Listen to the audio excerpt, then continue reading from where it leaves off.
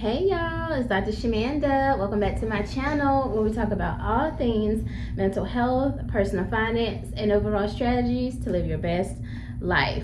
Alright y'all, I am coming back. Today is May 16th. We are literally halfway through this month. Y'all, this is crazy how fast this year is flying by. And I don't know about you, but with everything going on in the economy, I am just really hyper focused, borderline obsessive. But seriously, like hyper focused on my finances and getting things right. Because what I've seen on TikTok, on social media, all other social media platforms, I'm just like, yeah, I'm good. Let me get my finances together. Now, I will say I have been focused on my finances for many, many years. But as a single mom, I would start and stop and be able to save and invest and stop saving and investing, things like that. And so now, though, the last couple of years, I have been super consistent. And from that, I have, like, as of today, I'm officially under $10,000 away from hitting 50K invested. That is a huge milestone for me. And I'm excited, and I believe that I can reach my 100K invested by the end of next year. So 2 years, essentially. Well, it'll be closer to 3, 4, but we'll see. Anyway, I'm excited and I know it's possible, but I do want to continue on educating you all on FIRE. FIRE, the whole community or mindset shift towards FIRE, which stands for Financial Independence, Retire Early. That has transformed my life. Now, again, I started off following Dave Ramsey. I would read Susie Orman books. Of course, we read Napoleon Hill, Think and Grow Rich, and I also read Dennis. I can't remember his last name, but he wrote a book about, like, for Black people, the Black version of Think and Grow Rich. That's what I call it. But anyway, so I've read all the books, The Psychology of Money, like all of these books. But I'm telling you, the main thing that's really working for me right now is being a part of the FIRE movement. Now, that's not like I'm like talking to a bunch of people who are in the FIRE, but just being a part of this community, sharing my journey, loud budgeting, and honestly just taking on the mindset of heavy investing with the intention of obtaining financial freedom or hitting my FIRE number and being able to retire early. So having that movement, that mindset, that concept, that idea, that has helped me tremendously. So today in this video, I want to break down some of the terms from FIRE, because as I continue this journey, I'm going to be using a lot of these words, these terms, and I want to make sure that you understand exactly what I'm talking about, because quite frankly, it's taken me a minute to figure it out too, and I have a PhD. So listen. But this also can help you decide which part of the FIRE piece works for you, like which method or route do you want to take. And that's kind of where I'm at as well. So really just kind of figuring like, okay, I think I want to start here now at this space, and then maybe a year or two from now I'll transition to this one. So as I share the terms with you, it'll make more sense of what I'm talking about. So I'm going to just share, let's see, 1, 2, 3, 4, 5, 6, 7, 8, 9, 10 terms with you really quick. I promise you this video is going to be less than 10 minutes. Maybe 12 altogether, because I just spent 4. So there you go. But I'm in less than 8 minutes, I'm going to tell you guys, share with you 10 terms that you need. And this is without all the extra jargon, all the extra stuff. 10 terms you need to know if you want to be on this FIRE journey with me and with everybody else who's trying to retire early and reach financial freedom and financial independence. All right, so first, I already showed you the first one, FIRE. So FIRE, so financial independence, retire early. Financial independence is I don't have to work a job. I don't need any additional stream of income or anything like that to maintain my basic standard of life. I have the money in my account or investment accounts, whatever, to live off of to survive. That's financial independence for me, from my perspective. And retire early is I don't want to work to 65. I'm not about to be 65 working nowhere. Like, be for real. And 65 is not even old these days, if you think about it. It's really not. Like, I know a lot of people who, baby, they probably look better than me at 65. So it's not old. And so with that in mind, though, it's like, I don't want to be spending my days working, though. If I've been working for 65 years, I still look good, I still feel good. I'm not working, I'm not clocking nobody's clock. You can forget it. No. So that's what that means. And so FIRE is all about getting to that point of financial independence and or retiring early. For some people, they want to hit financial independence and to be work optional. It doesn't mean they want to retire though. So it just depends on kind of what your goals are for your life. All right, so let's jump right into it. Lean FIRE. So there's different types of FIRE, right? So of course we're trying to get to FIRE, which is financial independence and retiring early, but there's different ways and routes to get there. So the lean FIRE is living frugally to retire early with minimal expenses. So essentially this is you're living the bare basics. You're what Dave Ramsey called eating like rice and beans and rice, right? You're a minimalist essentially. Like you're just living on the bare basics, and by doing that you're able to put a lot of money aside. Like let's say you earn $50K a year, right? And so you're like, I'm just gonna live off $30K, right? Because rent, mortgage, all that stuff. I'm gonna live off $30K, but every year I'm gonna try to save or invest $20,000. So you're living off almost half of that and you're saving almost half of it, if that makes sense, right? So that's what lean FIRE means. So you got to think, like, is this something I'm interested in doing for the next 10 years, right? Living very frugally. The next one is fat FIRE, F-A-T, fat FIRE. This is when you retire early with a more comfortable or luxurious lifestyle. So let's say you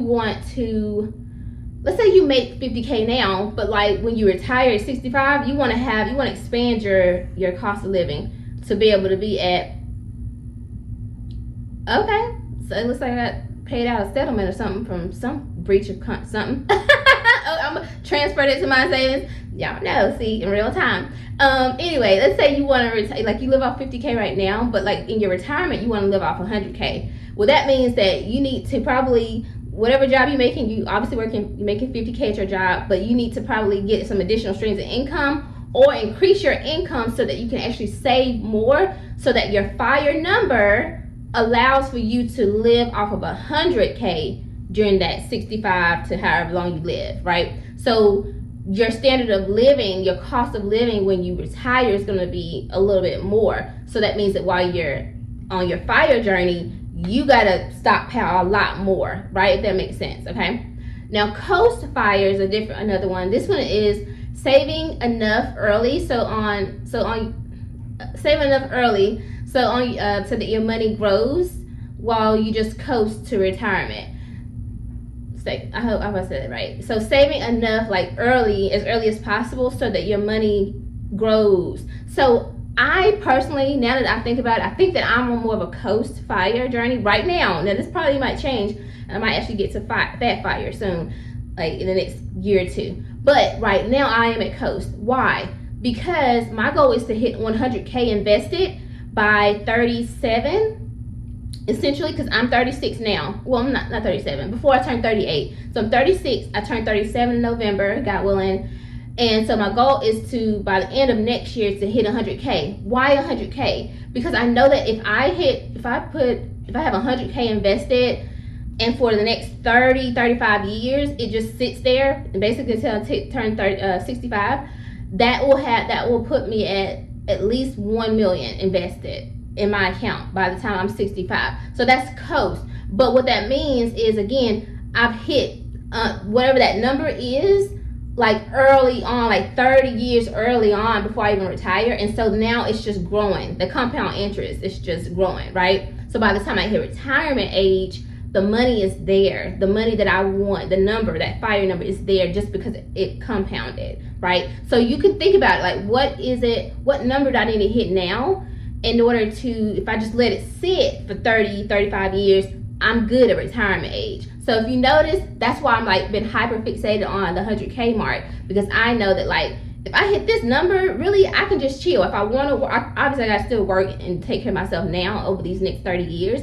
But I know that in retirement, technically, based on the stock market and how it's performed all over all these years, technically I'm good. Like I'm already a millionaire, basically. I just got to wait it out. But I'm not waiting. I'm just living my life, enjoying my life. But I know that I'm set by the time I hit retirement. So that's coast FIRE. Now the last one is Barista FIRE. And this is when you reach partial FI, or financial independence, while you work a like more stress-free or part-time job. And that's just for like insurance or flexibility. So if you think about it, there are some people, and I've seen this on TikTok a lot lately, they have left their 9-to-5 corporate jobs, making look like multiple six figures, to go work at a Starbucks job, literally as a barista. And somebody might think that's crazy, right? But think about it, technically, if they have let's say they've hit that 100K. Let's say, for example, that could be something I would do, maybe. Well, I don't think I'm gonna do that. Maybe a different type of job. Maybe not a barista, but something different. But let's say they hit their 100K, like me, right at 35 or 36, and they're like, you know what? Now that I've hit my financial freedom number, technically, and that would allow me to just let it sit and compound, I'm just going, and I've paid off all my debt. Think about, I paid off my mortgage, I paid off my car, I paid off my student loans and whatever, right? I'm just gonna work part-time, or I'm just gonna like do content or like gig work, whatever, just enough to pay for insurance and my basic standard of living. But really, I'm good technically, because I'm set for retirement technically, right? So you're doing that barista, so it's basically you hit your number, your FI number, partially, not even the whole amount, but partially, right? And now you just take on a part-time job, or you're more like passion projects that allow you to just have enough to live off of, because you've already put in all this work early on, and now you're just kind of coasting and just enjoying your life and enjoying it, and just working part-time, and more so working a job that would allow you to pay for insurance and have that flexibility. So for example, I will be honest and transparent, I definitely intend to maybe go more into like teaching after I hit my FI number, because it's more flexible. It allows me to be able to have location freedom. If I'm teaching online, I can teach from anywhere. I could be on the beach teaching. You know what I'm saying? And especially if it's online classes, like I could be responding to my students, online from the beach. And that's what I look forward to. And that's honestly why I invested in pursuing my PhD and getting my PhD, because I knew that I love to teach, but it also would give me that flexibility that once I hit my financial numbers, I don't ever have to like fully like clock into a job or go on a site or work in an office. I can literally teach from my computer anywhere in the world, literally, as long as the company or the university allows that, right? So that's really my retirement plan, and that's kind of it's kind of a mix between coast and barista. So that's kind of where I'm at. All right, now let's hit the last few terms so that we can wrap up this video. Thank you for staying with me. All right, the next one is the 4% rule. This is a very important number. So this is the rule that how much you safely need to withdraw from investments annually. So let's say I hit my 100K invested. It's 35 years from now. I'm 65, whatever, right? And I'm at 1.6 million, let's say, for example. Well, in order to make sure that I have enough money to sustain me until I pass away off this world, then I need to only withdraw 4% of that 1.4 million. Don't ask me how much that is. You do the math. But anyway, basically though, guess what? That's only withdrawing the interest earned, right? If you think about it, I really shouldn't even be touching the principal. So this is how phenomenal and amazing this all works out. Like, it's crazy. It's like mind blowing, really. If you withdraw 4%, you're not even touching that principal. So technically, I could still leave my kids 1-point-something million. Because I'm just living off the principal. I'm just living off the compound interest, not the principal, excuse me, the compound interest earned on that money every year. Because if you think about it, more than like typically the market, we have like anywhere between like 8 to 12% growth every year typically. And if I'm only withdrawing 4%, then I still have money. Sorry, here this thing goes. I still have like I'm not even touching the principal. Y'all think about how crazy that is. So that's the 4% rule. The 25x rule is where you multiply your annual expenses by 25 to find your FIRE number. So people are asking about that. How do you get to your FIRE number? Think about, okay, if I want to live off of 100K a year from the time I'm 65 until the time I leave this world, I need to say 100,000 times 25. Whatever that number is the number you need to be working towards saving and investing to. That's your FIRE number. If you want to live off 50K, then just $50,000 times 25, and that's going to give you the number that you need to be trying to save up so that, or invest to, right? So that you will be good by the time that you retire. And whatever that number is, remember, you're going to withdraw 4% off of that number during your retirement, and that's what you're going to live off of. The principal really is just going to stay and keep growing, and you should be able to pass that down. So the next one is your FIRE number. We talked about that already. So that's the amount you need to retire early based on your lifestyle. So you just need to do the numbers, calculations. Some people, you can really retire early if you don't want to live that high lifestyle. If you pay off your mortgage, if you pay off your cars, any other expenses, and you save up a certain amount for medical, whatever, like technically, I know some people who like, I'm just gonna hit 250K and I'm retiring early because they like, and then they're maybe gonna get like a part-time job because technically they're like, I'm not trying to live a huge crazy lifestyle in my retirement. I just need enough just to survive because I've already paid off all my big expenses. If I'm not paying mortgage, no car payment, y'all know how much money that's gonna be saving you. You really only having to pay for electricity, food, gas. You're gonna have probably Medicare. So right? Like, you really don't need that much to live off of. It just depends on your lifestyle, though. I'm not gonna say, because some people are like, when I retire, baby, I'm living it up. Okay, so it just depends on you. So you need to know your FIRE number. Index funds, these are what we invest in the market. So I'm not gonna go into much into that. And then last but not least, net worth. This is everything you own, assets. I did a video on this, so check that out in my basic finances playlist. So if you want to know about how you hit millionaire status and what that means and net worth and all that, check out that video. But net worth is everything you own or your assets minus your liabilities, which is your debts. And whatever that number is, that's your net worth, right? Now, I keep telling people, and I have not said my exact net worth, and I'm going to share this with you soon at some point, but it's crazy to me that I have like literally technically hundreds of thousands of dollars worth of assets at this point.